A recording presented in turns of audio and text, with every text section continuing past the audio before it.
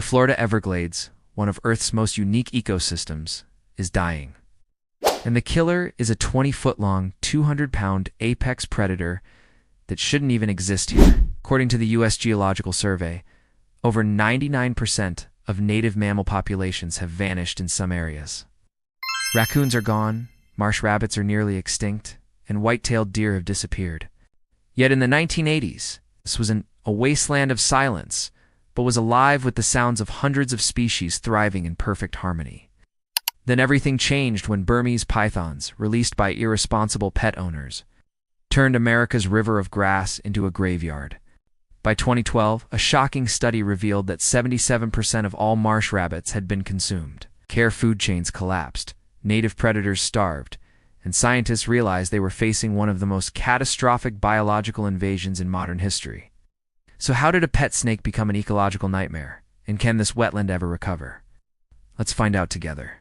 Right now, you're looking at Everglades National Park, covering over 1.5 million acres, roughly the size of Delaware, stretching across southern Florida.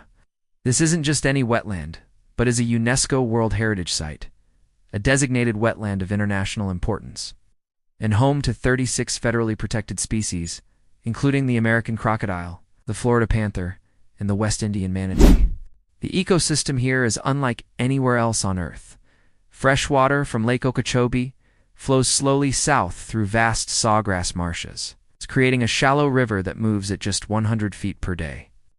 This slow flow creates perfect conditions for alligators, wading birds like the great blue heron, river otters, and over 350 bird species that migrate here every year. For millions of years, this system worked in perfect balance. Alligators controlled fish populations, birds spread seeds, mammals kept vegetation in check, and native snakes like the eastern indigo snake and the water moccasin maintained rodent numbers. Everything had its place. But in the 1980s and 1990s, something strange began to happen.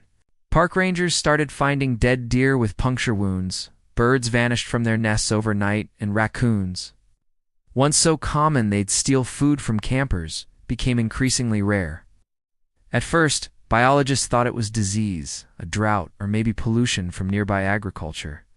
But the truth was far more terrifying. In 1979, the first Burmese python was documented in Everglades National Park and was likely an escaped or released pet. No one thought much of it at the time because, after all, Florida was full of exotic pets.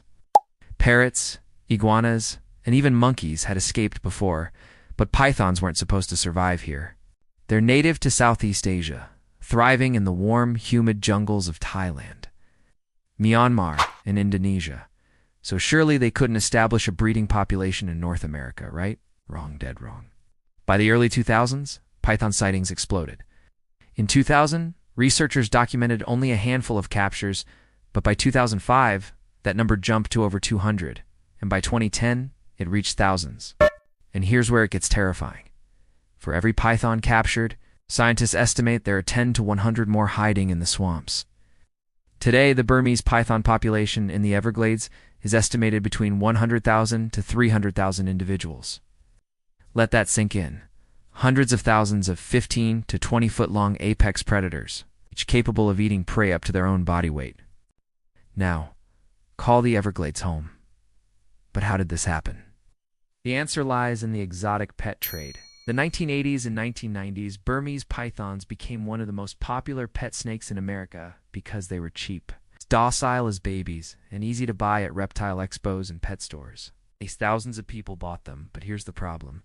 Baby pythons grow fast. A cute 18-inch hatchling can grow to 12 feet in just 3 years, and most owners weren't prepared.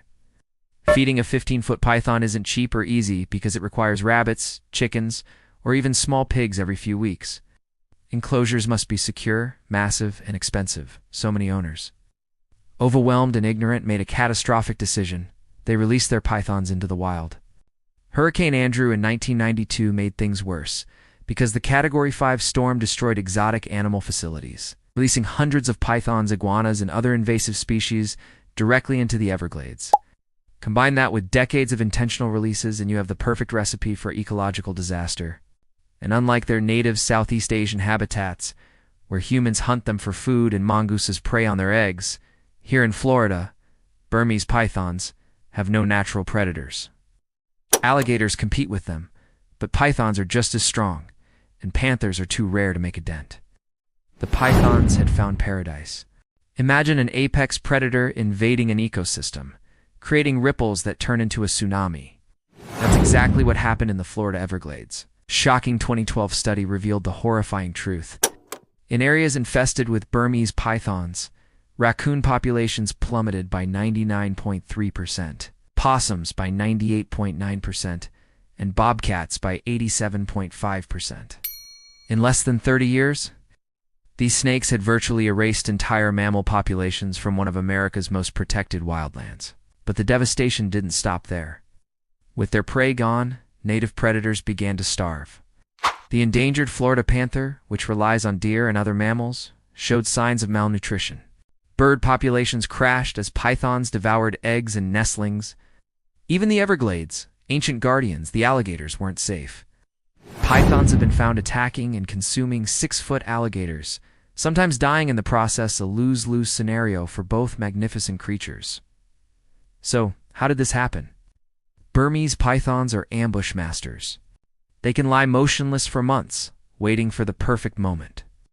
When prey comes near, they strike with lightning speed, suffocating their victim in minutes. A single female can lay up to 100 eggs a year, with hatchlings ready to breed in just 3 to 4 years. The math is terrifying. The population can double every few years. Without intervention, the Everglades was on track to become a python-dominated wasteland. Faced with this catastrophe, traditional methods failed. You can't poison them without harming native snakes, and they're too smart to be trapped effectively. So, Florida did something radical. They turned to us, humans. In 2017, the Python Elimination Program was launched, recruiting trained hunters and paying them for each snake removed. By 2024, over 20,000 pythons had been taken out. But here's the harsh reality. That's barely a dent. Scientists estimate we need to remove over 10,000 pythons a year just to slow their growth. But the hunters are relentless. They patrol the swamps at night using thermal cameras and even train dogs to find pythons hidden in the dense vegetation. Some, like Dusty Crumb, have become local legends, capturing over 1,000 pythons single-handedly. Scientists are also getting creative. They've deployed Judas snake's male pythons with GPS trackers that lead researchers directly to breeding females. Each female removed prevents hundreds of potential offspring. More recently, detector dogs trained to sniff out pythons have joined the fight, with a success rate far higher than humans alone. Then there's the annual Python Challenge, a 10-day competition that brings massive public awareness and removes hundreds of snakes in a short time. And after years of this intense battle, something incredible is happening. Wildlife is cautiously returning. In 2022, scientists reported the first significant increase in marsh rabbit sightings in over a decade. Camera traps are capturing raccoons, opossums, and even deer reappearing in heavily hunted areas. It's a fragile recovery, but it's a sign of hope. This crisis is a stark warning about the global exotic pet trade. It happened because people bought animals they couldn't care for and released them into the wild. Once an invasive species establishes itself, eradication is nearly impossible. Prevention is the only real solution. The Everglades will never be the same, but the fight continues. In the places where hunters are most active, life is slowly reclaiming its home. So what do you think? Can this ecosystem ever fully recover? Should we keep fighting, or has the python already won? Share your thoughts in the comments below. If this story shocked you, please share it. Let's make sure the Everglades python disaster never happens again. Thanks for watching, and don't forget to like and subscribe for more incredible wildlife stories. Stay curious.